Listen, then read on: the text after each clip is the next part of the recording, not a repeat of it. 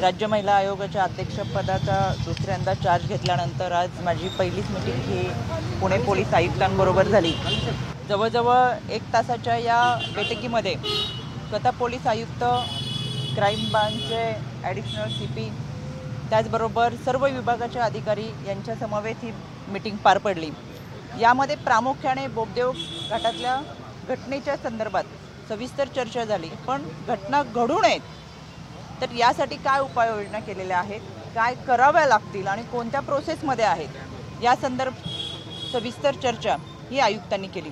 यामध्ये जवळजवळ आयुक्त कार्यालयामधून 274 हॉटस्पॉट काढलेले आहेत, जे कॉलेज गोईंग तरुणींपर्यंत पोहोचून की अशी काही ठिकाणं त्यांना सुद्धा माहीत असली पाहिजेत आणि या ठिकाणामध्ये पोलीस यंत्रणा चांगल्या पद्धतीने कार्यरत आहे, पेट्रोलिंग सुरू आहे। त्याचबरोबर राज्य महिला आयोगाच्या वतीने गेले 2 दिवसापूर्वीच एक पत्र इश्यू केलेलं आहे। याच्यामध्ये ज्यावेळेस कोपरखैरनीची घटना घडली होती, ज्यावेळेस उरणची घडली होती, ज्यावेळेस बदलापूरची घडली होती, या प्रत्येक घटनेमध्ये पाहिलं तर आरोपी हा परराज्यामधला।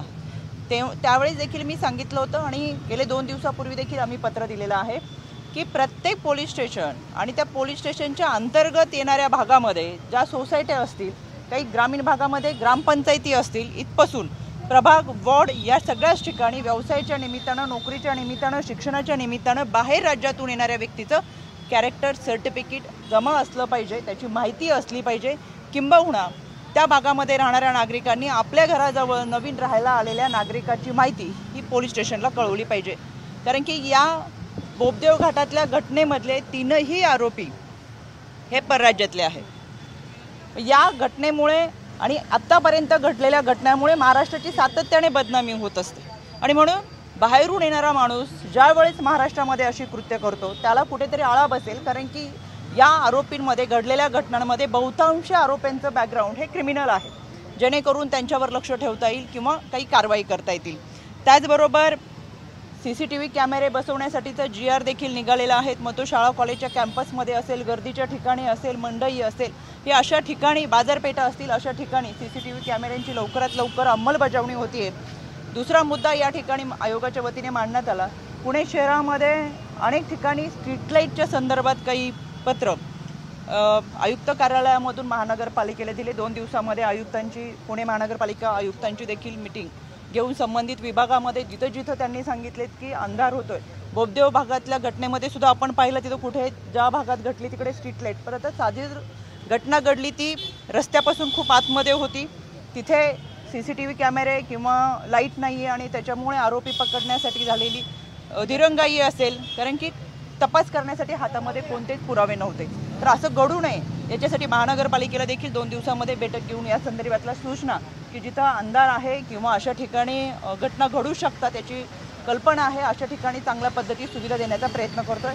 IC कमिटीच्या संदर्भात देखील कामगार आयुक्तांनाच पत्र पाठवलेले आहेत। केवळ पुणे नाही तर महाराष्ट्रामध्ये जिथे जिथं IC कमिटी म्हणजे तो शासकीय, निमशासकीय किंवा खाजगी आस्थापना असेल, IC कमिटी असणं अनिवार्य आहे। 10 पेक्षा जास्त सदस्य संख्या असताना सुद्धा जर IC कमिटी नसतील तर कामगार आयुक्त आणि कलेक्टरांनी तातडीने दंडात्मक कारवाई करावी आणि ज्यांच्या IC कमिटी नाही त्या कंपन्या टर्मिनेट कराव्या, अशा सूचना आयोगाच्या वतीनं देण्यात आलेल्या आहेत। त्याचं पत्र देखील मी तुम्हाला तुमच्यापर्यंत पाठवण्याची व्यवस्था करते। शाळा कॉलेजच्या बसेसच्या संदर्भात सुद्धा नियमावली तयार केलेली आहे आणि स्वतः पोलीस आयुक्तांनी देखील अनेक शिक्षण संस्थेच्या संचालक मंडळ असेल किंवा त्यांचे संस्थापक असतील, या कमिट्या असतील, यांच्याबरोबर बैठका घेतलेल्या आहेत आणि तशा सूचना या माध्यमातून दिलेल्या आहेत।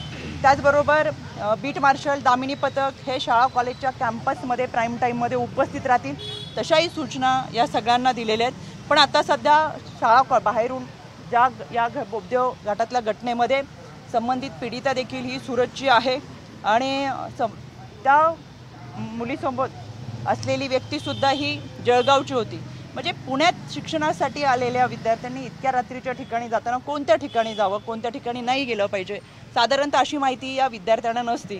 पण तशा संदर्भातली माहितीसुद्धा आता पोलीस आयुक्तांमध्ये विद्यार्थ्यांपर्यंत कॉलेजमध्ये, कॅम्पसमध्ये पाठवण्याची व्यवस्था ही केली जाईल, जेणेकरून बाहेरून आलेल्या विद्यार्थ्यांना सुद्धा पुण्यातली काही ठिकाणं अशी माहिती पाहिजेत की ज्या ठिकाणी आपण इतक्या उशिराच्या वेळेमध्ये जात असताना तिथं सुरक्षा व्यवस्था आहे किंवा जाणं धोकादायक आहे का, ही माहिती त्यांना मिळाली पाहिजे।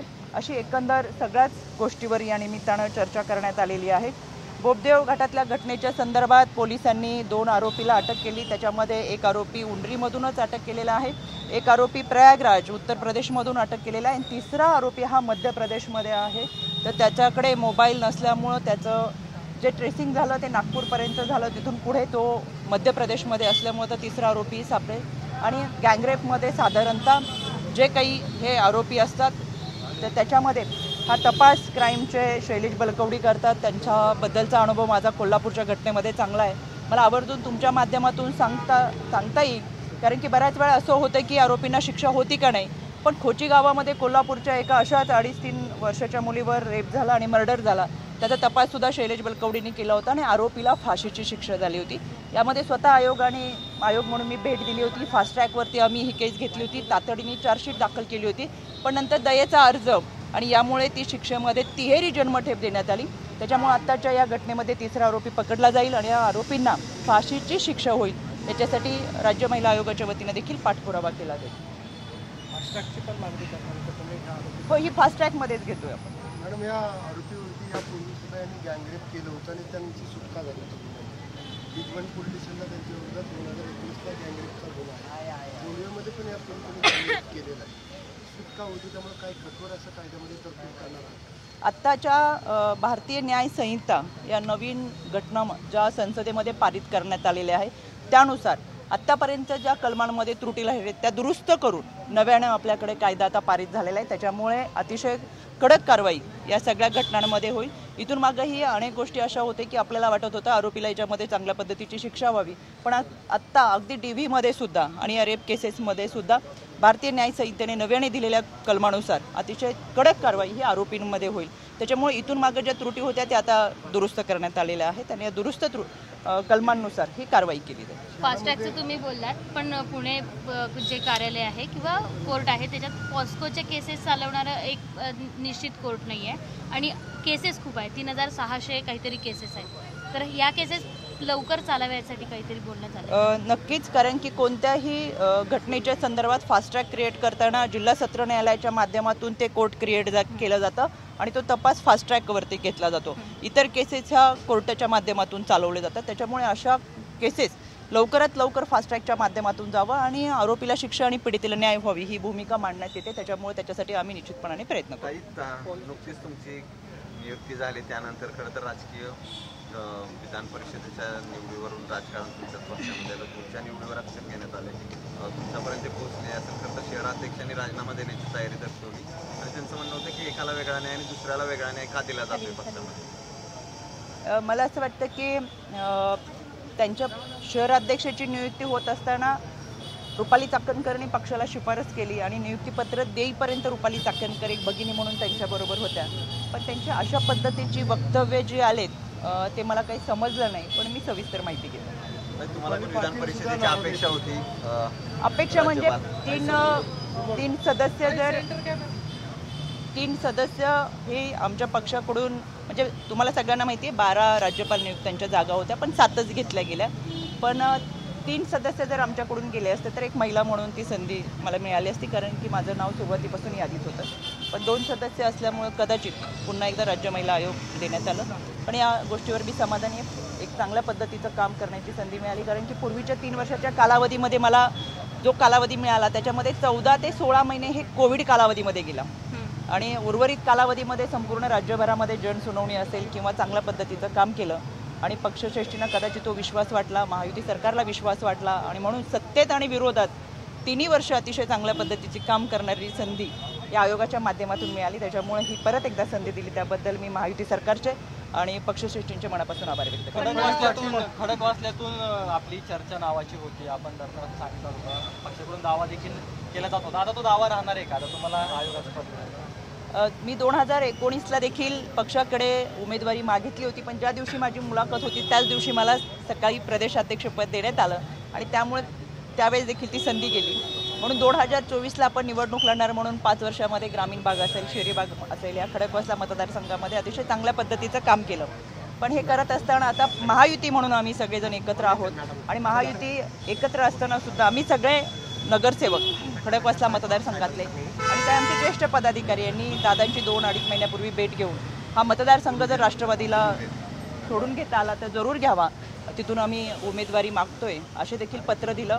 दादांनी देखील त्याच्यासाठी सकारात्मक प्रतिसाद देत जी चर्चा होईल त्यामध्ये आपण तशी मागणी करू असं सांगितलं. पण या सगळ्यांमध्ये महायुतीचा धर्म पाळत जिथं जिथं महायुतीचे उमेदवार आहेत ते मतदारसंघ हे महायुतीच्या उमेदवारालाच राहतील असं ठरल्यानंतर आता आमच्याकडे आमचा मतदारसंघ हा भाजपला आहे.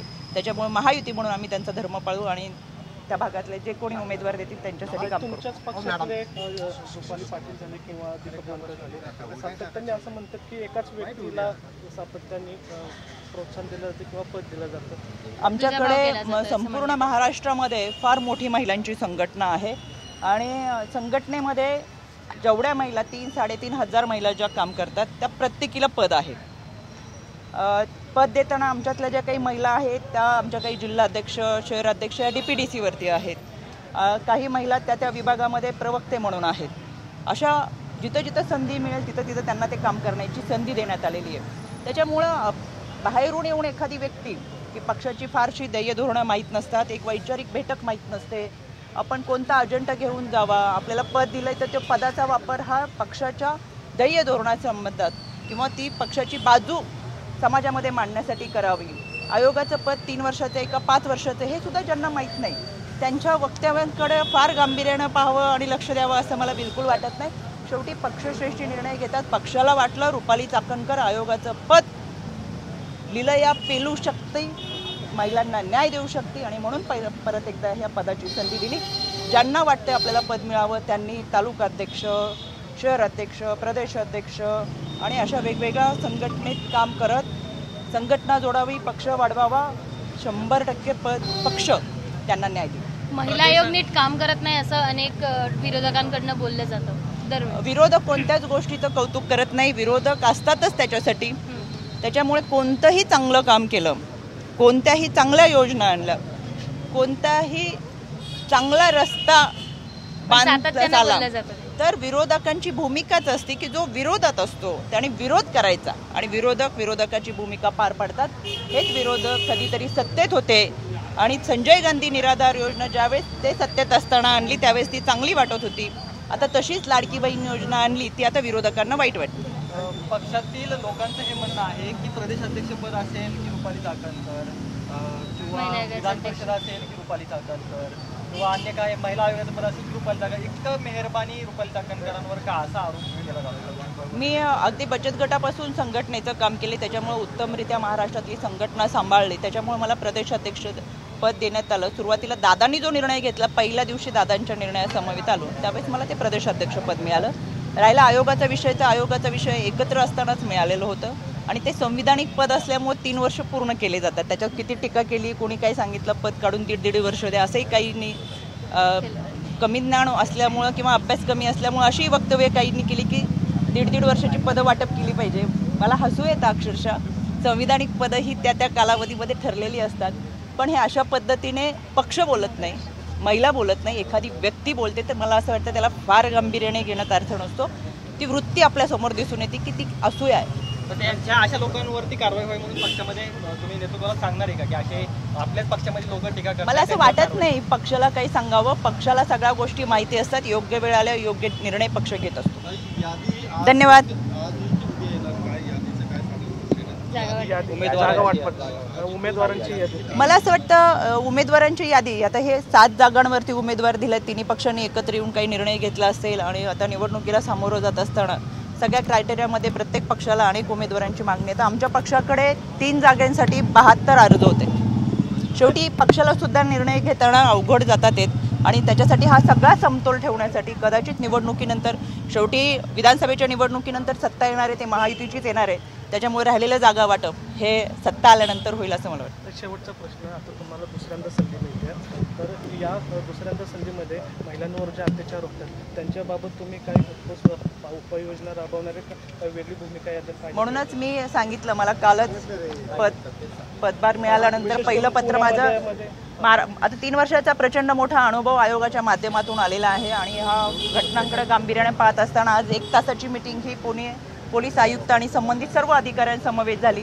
मग याच्यामध्ये अगदी PMPL डेपोमधल्या CCTV कॅमेऱ्यांपासून IC कमिटी असेल, त्याचबरोबर बीट मार्शल दामिनी पथक असेल, शाळा कॉलेजच्या कमिट्या असतील, शिक्षक पालक संघटना असतील, या सगळ्यांबरोबर जे हॉटस्पॉट आहे त्याच्या संदर्भात काय करता येईल आणि यांची परत बैठक ही महानगरपालिकेबरोबर घेऊन तिथं सुविधा देत, मग स्ट्रीट लाईट असेल, सुरक्षा असेल, ही सगळी उद्यानं असतील, टेकड्यांचे कोणते भाग असतील की जिथं अजूनही यंत्रणा चालू करणं गरजेचं आहे, या सगळ्यांवर चर्चा झाली. त्याच्यामुळे अतिशय चांगल्या पद्धतीचं काम आता करता येईल आणि महाराष्ट्रामध्ये या घटना घडत असताना घटना घडून गेल्यानंतर काही करण्यापेक्षा घटना घडूच नाही याच्यासाठी प्रभावी यंत्रणा राबवते. आणि मूळ मुद्दा परत एकदा मला सांगायचं, या सगळ्या घटना जर आपण पाहिला, नावाशेवा असेल, कोपरखैरणे असेल, उरण असेल, या सगळ्या घटनाचे आत्ताचे सुद्धा आरोपी हे मध्य प्रदेश आणि उत्तर प्रदेशचे. त्याच्यामुळे बाहेरून व्यवसायाच्या निमित्तानं जी लोक पुण्यामध्ये महाराष्ट्रामध्ये येतात त्यांची पुण्याची आणि महाराष्ट्राची बदनामी होते. त्याच्यामुळे अशी बाहेरून येणाऱ्या लोकांचे कॅरेक्टर सर्टिफिकेट हे प्रत्येक पोलीस स्टेशनला त्या भागामध्ये असलं पाहिजे आणि त्यांच्यावर लक्ष असलं पाहिजे, जेणेकरून अशा घटना घडणार नाही. याच्यासाठी आपल्याला चांगल्या पद्धतीचं काम करता येईल.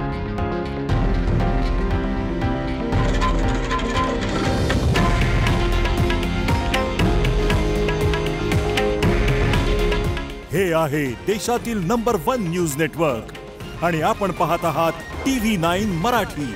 काळजी तुमची, हित महाराष्ट्राचं.